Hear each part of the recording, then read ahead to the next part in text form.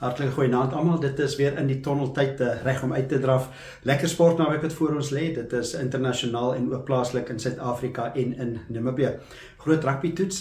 Dit is 'n wêreldbeker rugby jaar vir mans en dit is die Springbokke wat weer in aksie is. Ons gaan na daai toets kyk teen Australië.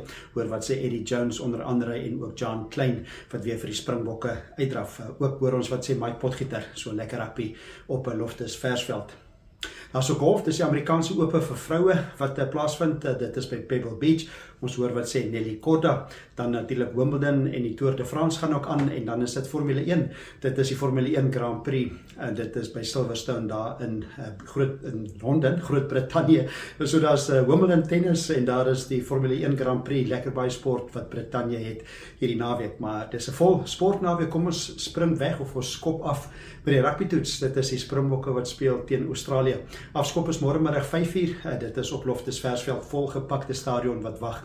Kom ons hoor wat sê Eddie Jones, as jy aan hom gevra of dit nie vir hom te intimiderend gaan wees of vir die span met die volgepakte Loftus en die Australiërs het nog nooit op Loftus Versveld gewen nie. Hierso is die afrigter van Australië, Eddie Jones.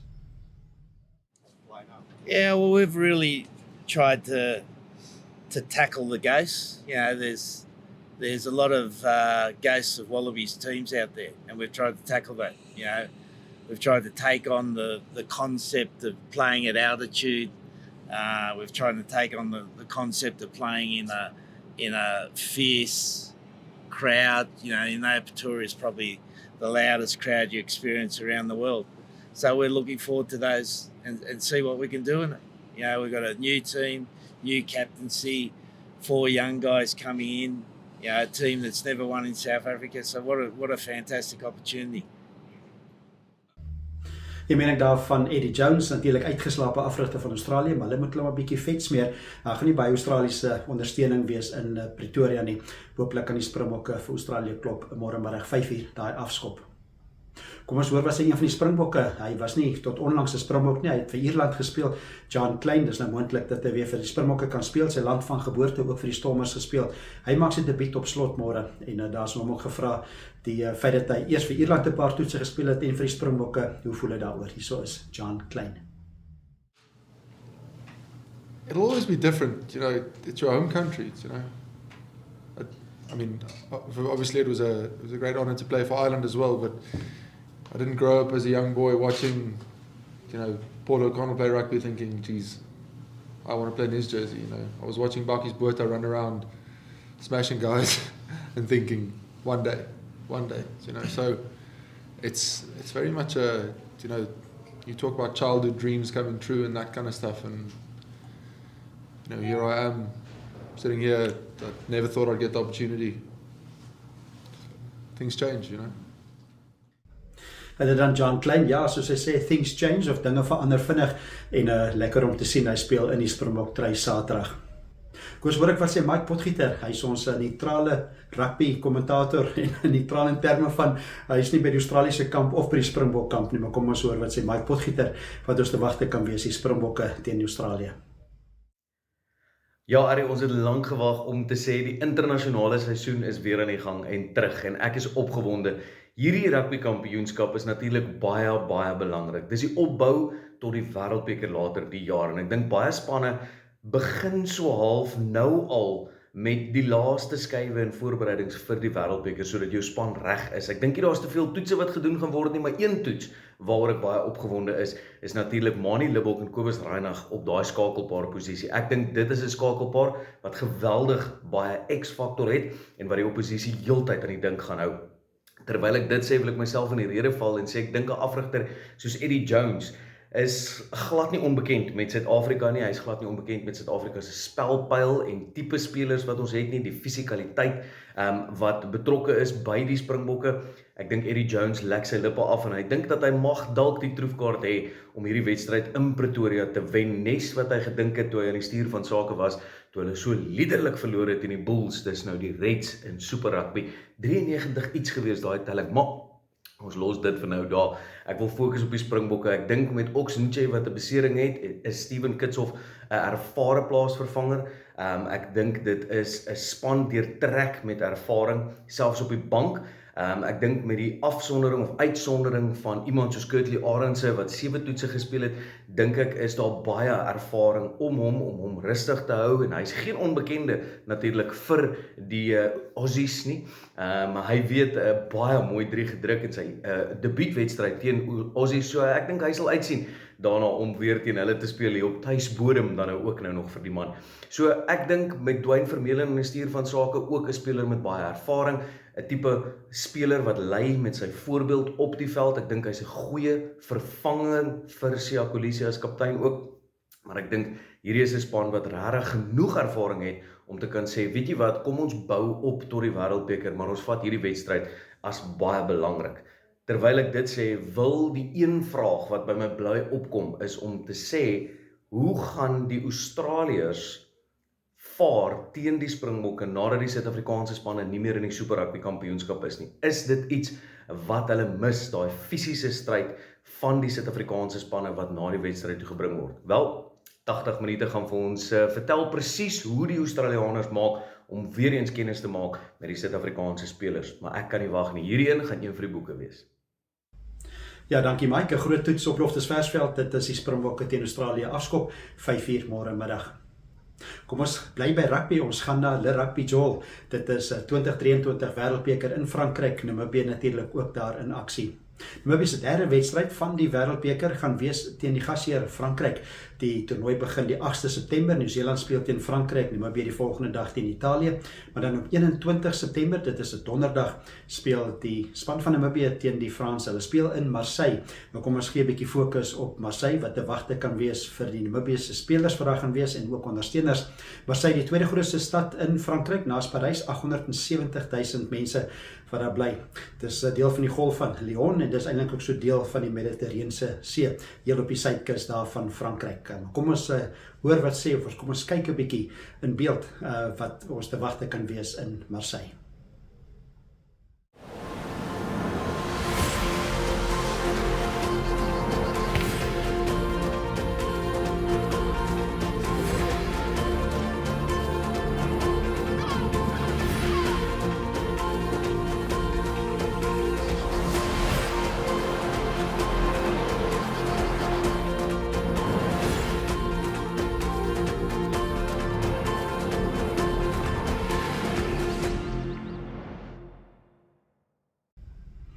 Dan 'n nader kykie aan Marseille, vergunning van wêreld rugby. Nou, die Namibiese rugbyspan speel 21ste September teen Frankryk. Dit is by die Stade Velodrome, die stadion waar daar gespeel gaan word, 'n baie groot stadion. Hy het 'n kapasiteit van 60.000. Namibië het al 2 keer teen Frankryk gespeel in hulle geskiedenis, albei kere verloor, een keer ook in die Wêreldbeker. Dalk het min mense dit onthou, dis 1999 en daai wedstryd het ook in Frankryk plaasgevind. Dit was in Bordeaux. Dit was Namibië wat goed gedoen het in die eerste helfte. Die rustetelling was 23-13 vir Frankryk, maar Frankryk wen op die ou end 47-13. Dit was 1999. 3 gedruk vir Namibië, dit was Atti Samuelson, wie onthou hom nog, hy het vleuel gespeel vir Namibië in daai tyd, en van die ander manne wat in daai span was, op nommer 10 was Johan Simon byvoorbeeld, die vaskopstit was Jood Opperman en Leon van Dijk, hy was op vleuel gewees, hy het ook pale toegeskop in daardie wedstryd. Die eindtelling 47-13, en so dit is 21 September, is dit weer Frankryk teen Namibië, dit is die Franse span Le Bleu, tweede gekeer in die wêreld, teen die Welwitschias 21ste gekeer in die wêreld. Dis 21 September, 9:00 die aand, wanneer die braaivleis net so klaar is, net so klaar geëet is, dan is dit afskop. Dit is 'n donderdag aand, en dit is dan ons Le Rugby Joel deel in hierdie tonnel vir vanaand, en kom ons wat advertentiebreek, as ons terugkom, dan praat ons nog internasionale sport.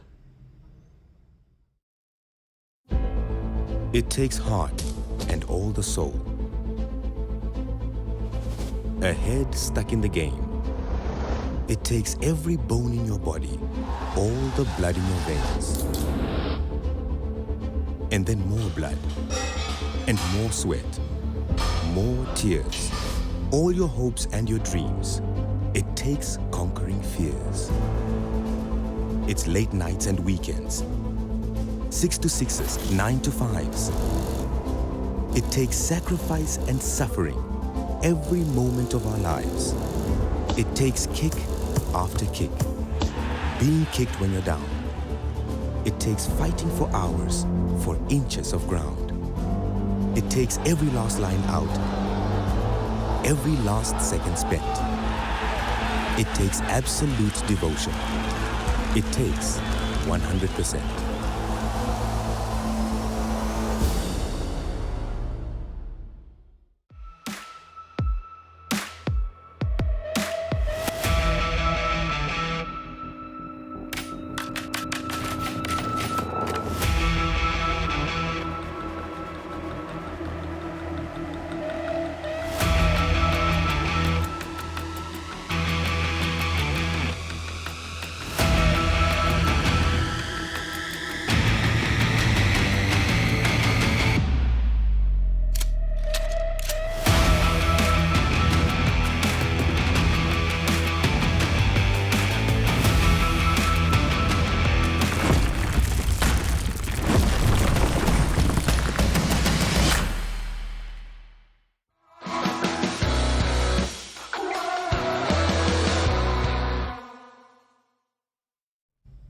Maar welkom terug by In die Tunnel. Dit is 'n lekker Vrydag aand. Ons kyk vorentoe na wat op die sportveld gebeur internasionaal. Ons gaan nou ook praat met Andrew Poelman wat gebeur in Namibië. Kom ons gaan na die renbaan toe, of na die racesbaan. Dis die vinnige motors, dis die Formule 1 Grand Prix, Britse Grand Prix. Dit is by Silverstone, tradisieryk, en dit is weer eens Max Verstappen en sy Red Bull Honda wat die gunsteling is. Hy's gemaklik voor met 229 punte tans op die puntelys. Net agter hom sy spanmaat in die Red Bull Honda, Sergio Perez 148, en dan is dit Fernando Alonso 131. Hy ry in 'n Aston Martin, bietjie van 'n verrassing. Hy's voor Mercedes-Benz en Ferrari. Lewis Hamilton in die 4de plek 106, en dan is dit die twee Ferraris, Carlos Sainz 82 en Charles Leclerc 72. Hulle het die afgelope naweek baie goed gedoen, die twee Ferraris, so hulle kan dalk vir Max Verstappen 'n bietjie groter uitdaag hierdie naweek. Sondag natuurlik die Grand Prix. Maar kom ons kyk of ons hoor eers wat sê Ferrari, wat ons te wagte kan wees van Silverstone. Hierso is Carlos Sainz.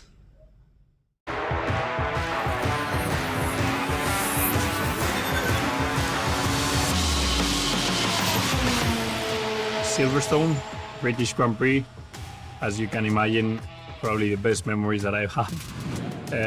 It's not only the place where I did my first pole position, my first win, but also the place where Ferrari got the first win in Formula One. So yeah, for us it's a good hunting ground, good place to go racing. The British fans are always nice to me. They've always been very special for F1. I actually remember I got my first single-seaters win in Silverstone back in 2010. So there's just a lot of things about this place that I enjoy and that I like.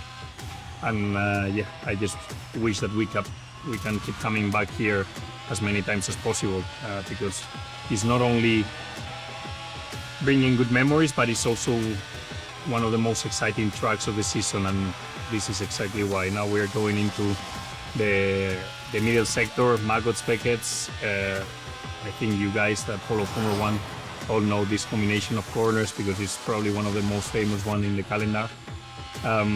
Super fast, super flowing, high-speed changes of direction. We do those corners around 270 to 160 kph. It's crazy. And then Stowe, which is super fast, also 6 gear in nowadays cars. Careful with track limits. And then the last chicane that has become a bit of a tricky point lately with these cars, with the heavier cars. It's always easy to get the lap wrong.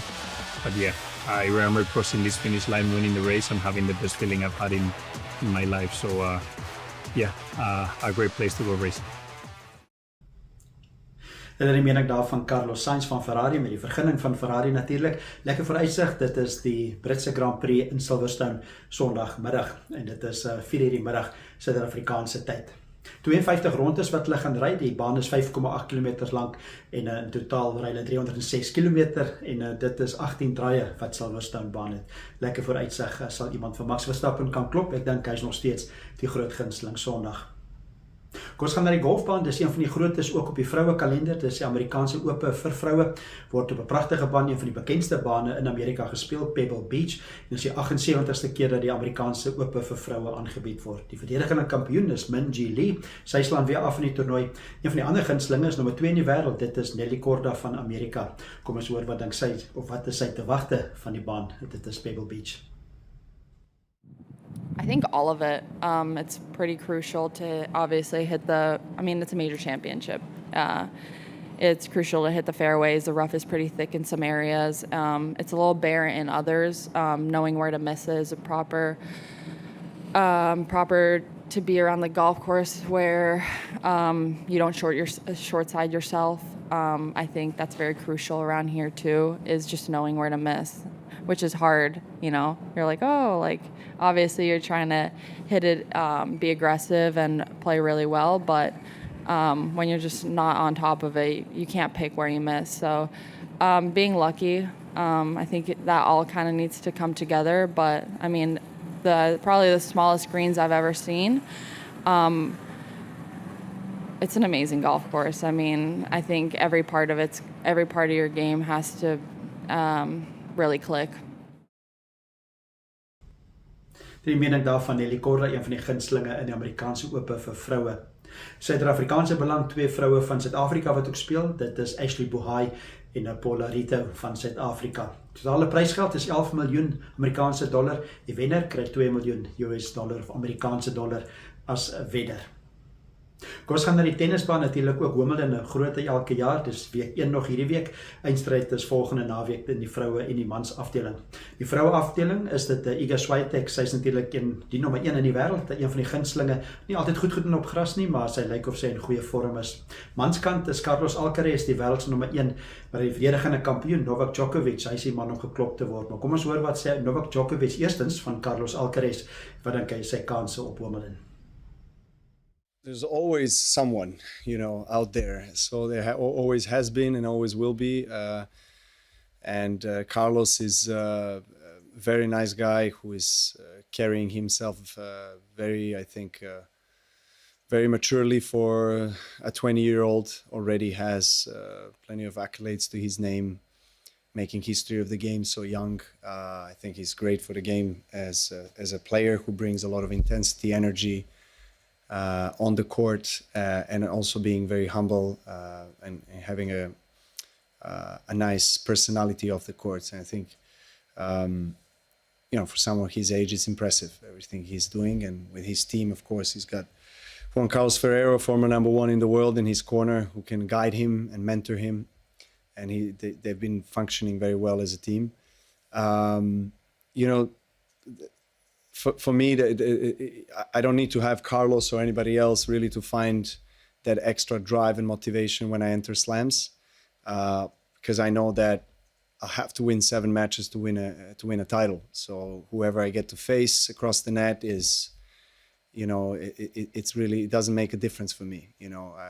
I need to do what I need to do, and most of my attention is focused on my body and my mind and my game, and trying to, I guess, bring it to the optimal state where I'm performing my best every match. Dit dan Novak Djokovic, hy het al 7 keer Wimbledon gewen en verseker die gunsteling in die mans afdeling. Kom ons sluit ook vinnig af in hierdie deel van die program in die tonnel met fietsry nuus. Dit is die Tour de France, natuurlik die hoogtepunt op die fietsry kalender, en dit is reeds die 8ste, 9de skofte hierdie naweek. Môre is die 8ste skof. Hulle beskryf hom as net met bilte 201 km, maar dan is daar berge Sondag, dit is 182 km. Gunstelinge Jonas Vingegaard, hy is die verdedigende kampioen, en ook Tadej Pogačar, se manne om dop te hou in die Tour de France. Maak eers die 21ste skof is die 23ste Julie. Kom ons vat 'n advertensiebreek, as ons terugkom, gesels ons met Andrew Poelman, wat in Namibië gebeur. The next days are not a measurement of time, but the distance from here to the finish line. For the race you are running, for your kids, your career, your health, your future. Not away, but towards it. While the voice in your head reminds you it won't be easy. But by simply swinging your feet towards the floor, you've taken the first step. Grow for it with Stamino Grow. 5-in-1 supplement available at all leading pharmacies.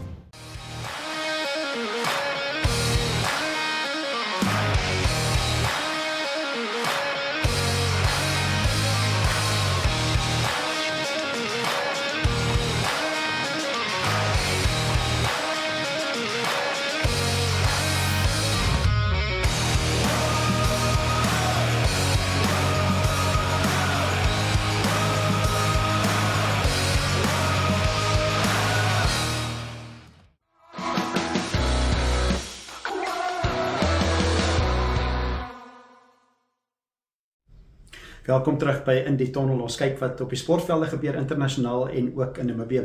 Nou is die beurt van Namibië en dit is eerstens netbal wat ek kan noem vinnig. Dis die MTC Premierliga wat voortgaan. Dit is by Ongongo, dit is by die UNAM velde op die UNAM campus waar die liga wedstryde môre en Sondag gaan plaasvind. Kom ons hoor ek wat sê Andrew Poelman. Andrew Poelman gaan oor 'n klomp sporte gesels. Daar's klaprugby, daar's Kusafo, sokker, daar's ook stoei en hokkie. Klomp sport wat die naweek in Namibië van toepassing is of gebeur. Kom ons hoor wat sê Andrew Poelman.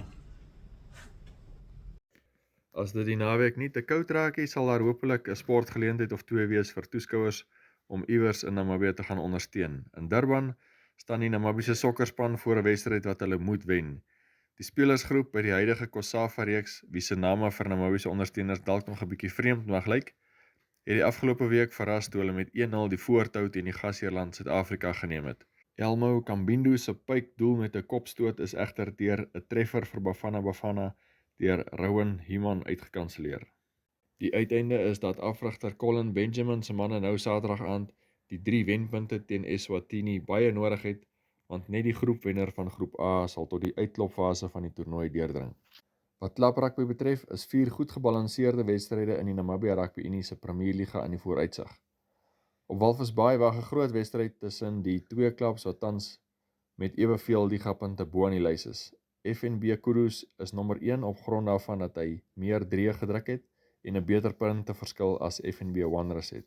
Onthou gerus ook dat die spanne in die eerste ronde wedstryd in Windhoek met 19 elk gelyk opgespeel het. Saterdag se afskoptyd is om 15:45 en wees gerus op die uitkyk vir die regstreekse uitsending deur ons kuskantoor se span op die Facebook bladsye van Irongo en Republikein. Nog 'n klap rugby wedstryd wat Saterdag regstreeks gekyk kan word as jy nie self daar kan wees nie, is vanaf die Universiteit van Namibië se veld. Die tuisspan FNB UNAM is met 4 ligapunte agter FNB Western Suburbs en kan met 'n oorwinning moontlik op merkwaardige wyse weer sy plek terug in die top 4 inneem. Dit beloof om 'n stryd soos min te wees en dit word regstreeks uitgesaai op NTV of aanlyn by oneup2.com of op die Facebook bladsy van Sportrap. By Rielbot Hoërskool se veld sal FNB Rielbot graag hulde wil bring aan een van sy groot figure wat die afgelope week tot sterwe gekom het. Kat Vrygang, wat jarelang slot gespeel en op vele vlakke tot Rielbot rugby bygedra het, se heengaan laat 'n groot leemte in veral die rugbygemeenskap en die Rooi Bulle sal graag iets spesiaal vir die geleentheid wil doen. Hulle besoekers Trustco United is egter vanjaar 'n handvol vir elke opponent sover en is een van die top 3 spanne in die liga. Wedstryd nommer 4 is op Grootfontein. FNB Grootfontein het in die eerste ronde reeds sy wegwedstryd teen FNB Rio Falcon gewen en hoewel die twee klubs hulle aan die onderpunt van die 8 spanne bevind, is beide in staat om goeie rugby teen enige opponent op te lewer. By Windhoek Hoërskool se Trustco Duiven hokkiebaan is natuurlik 'n opwindende toernooi tussen 4 spanne van Namibië en 4 spanne van Zimbabwe aan die gang. Die seuns en die meisies kompetisie het elkeen 4 spanne wat meeding, naamlik die onder 16 en die onder 18 spanne van elke land. Op donderdag se eerste wedstryddag het Namibië se onder 18 meisies byvoorbeeld die Namibiese onder 16 meisies met 9-0 oorskadu. Dit het 3 doele deur die onder 18 kaptein Jamie Gillies ingesluit. Daarna het Zimbabwe se onder 18 meisies met 3-0 teen hulle onder 16 span gewen. Die seuns kompetisie het begin met Zimbabwe se onder 18s en onder 16s wat tot in die derde kwart geen doele kon aanteken nie, voordat hulle wedstryd toe met 1-1 gelyk opgeëindig het. Namibië se onder 18 seuns het op hulle beurt met 7-3 die oorhand gekry, hoewel die onder 16s goed teruggeveg het. Saterdagoggend bly nog 1 ronde oorkruiswedstryde oor, en in die middag volg dan die 2 bronsfinale vir die seuns en meisies en daarna die bekerfinale. By die United veld in Olympia is natuurlik ook internasionale cricket aan die gang met die Kasalai T20 reeks tussen Namibië se Richelieu Eagles en Uganda. Wedstryd 3 en 4 word Saterdag en Sondag vanaf 2:00 gespeel. Ons het sover reeds 'n klompie goeie kolvertonings gesien deur Namibiërs soos Gerard Erasmus, Michael van Lingen, Nico Duiven, Zane Green en JJ Smith wat sy terugkeer tot die span maak. Een van die kleiner sportkodes wat Saterdag deur ons NTV produksiespan in die kolle geplaas word, is 'n geleentheid van die Namibiese Stoei Federasie. Hulle het die afgelope week reeds 'n klompie besoekers van nabygeleë Afrika-lande wat 'n oefenkamp van die Wêreldbeheerliggaam saam met gerekende afrigters bygewoon het. Saterdag word 'n stoeikompetisie by die skoolsaal van Windhoek Gimnasium aangebied, waar die vegters hulle nuwe kennis prakties kan toepas. Die regstreekse uitsending sal onder meer lede van die Namibiese span publisiteit gee, wat in Mei maand in Tunesië puik gevaar het deur altesaame 9 medaljes by die Afrika Kampioenskap te gaan inpalm. Hou dus gerus vanaf 10:00 'n oog op NTV. Ja, dankie Andrew, 'n klomp sport om na uit te kyk wat die naweek plaasvind. Ek herinner net weer, daai stoei is op NTV, kanaal 285 van môreoggend 10:00 af, is daar by Windhoek Gimnasium se saal. Kom sluit af die program, het was 'n vol sportprogram, maar daar is nog tyd vir so klein bietjie golf. Dis die Tsumeb Ope, deel van die mans op die manskalender wat gespeel word by Tsumeb natuurlik, deel van die meritelys. 6 van die 7 voorste spelers op die meritelys is in aksie daar, en 'n volveld van 76 spelers, en spelers om na uit te kyk is Stefanus Bonifacius en dan ook Likius Lande. So dis die Tsumeb Ope môre en Sondag in Tsumeb natuurlik. Dis lekker gewees om saam te gesels hierso by In die Tonnel, en hoop dit is 'n baie goeie sportnaweek vir almal. Ons gesels weer volgende Vrydag, en tot dan, lekker naweek en groete.